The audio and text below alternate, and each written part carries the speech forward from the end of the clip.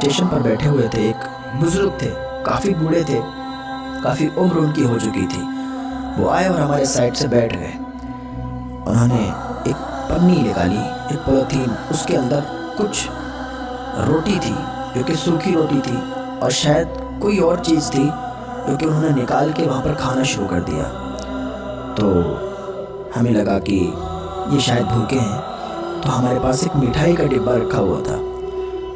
तो हमने उनको अपनी मिठाई का डिब्बा निकाला और उनकी तरफ बढ़ाया कि आप इसे खा लें, क्योंकि एक अजीब सा कलक लग रहा था, एक अजीब सा लग रहा था। जब वो सूखी सी रोटी खा रहे थे, शायद 1-2 दिन की पुरानी रोटी थी और एक कोई और चीज़ थी, तो वो खा रहे थे, तो एक अजीब सा लग रहा था। तो हमने उनको अपनी मिठाई का डिब्बा दिया, तो उन्होंने मना कर दिया कि नहीं नहीं, हम यही खाएंगे। तो हमने उनसे ज़्यादा इसरार किया कि खा लीजिए खा लीजिए। तो उन्होंने मिठाई की एक पीस निकाली और खाने लगे। फिर हमने उनसे मालूम किया आप कहाँ से आए हो, और गंदे से लिबास में वो थे। तो उनसे मालूम किया कि आप कहाँ से आए हो, तो वो बताने लगे कि मैं कोई गरीब नहीं हूँ, मेरे पास तो इतना माल है कि अगर हम बैठे बैठे खाएं तो कई नस्लें हमारी खाएंगी। बहुत सी ज़मीन बताई उन्होंने, लेकिन हालत ऐसी थी उनकी कि बहुत ही गरीब, बहुत ही फटे हुए कपड़े। मैंने पूछा कि आप इस हालत में क्यों हैं? उन्होंने कहा हमारे बेटे ने हमको निकाल दिया। बहुत बड़े ज़मींदार थे, बेटे ने उनको उनके घर से निकाल दिया।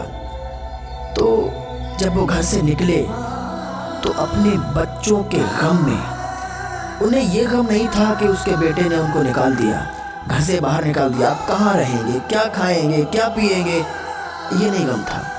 उन्हें गम ये था कि जिस बच्चे को, जिस बेटे को बचपन में पाला था, अपना खून पिलाया, मेहनत करके, मजदूरी करके उसको बड़ा किया, आज उसने मेरे ही घर से हमें निकाल दिया। और वो स्टेशन पर बैठे थे, उनके आंखों से आंसू निकल रहे थे, हमारे भी आंसू निकलने लगे। वो अपनी दर्द भरी कहानी बयान कर रहे थे कि हमारे पास कोई माल की कमी नहीं है, ज़मीन की कमी नहीं है, पैसों की कमी नहीं है, लेकिन हमारे बेटे ने हमको निकाल दिया, अब हमारे पास कुछ नहीं रहा। तो उनकी बातें सुन सुन के बड़ा अजीब सा लग रहा था, रोना आ रहा था। एक लोग साइड से बैठे थे, उनकी आंखों में भी आंसू आ गए।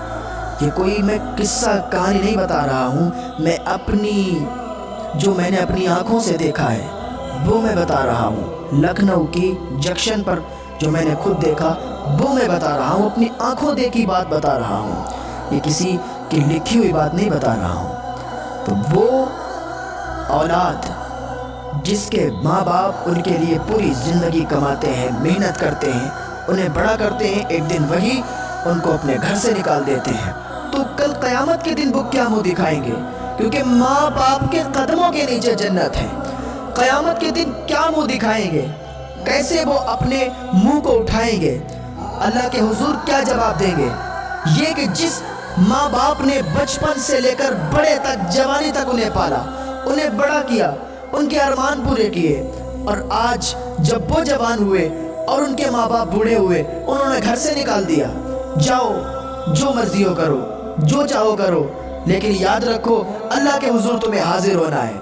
अगर तुम ये कहते हो कि तुम्हें अल्लाह के हुजूर हाजिर नहीं होना है, तुम्हें मौत नहीं आनी है, तो फिर जाओ जो मर्जी तुम्हारी करो, जो चाहो करो, लेकिन याद रखो ऐसा कोई शख्स नहीं है जो ये कह दे कि मुझे मौत नहीं आनी है, मुझे अल्लाह के हुजूर नहीं जाना है। ये जो 2 फरिश्ते हैं ना, हम जो बोल रहे हैं, ये लिख रहे हैं, इनका कलम चल रहा है।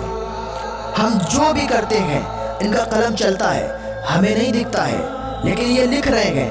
अगर हम जिक्रुल्लाह करेंगे, अल्लाह का जिक्र करेंगे, तब भी ये नेकी वाला फरिश्ता लिखेगा। अगर हम बदी करेंगे, बुराई करेंगे, तो ये फरिश्ता लिखेगा।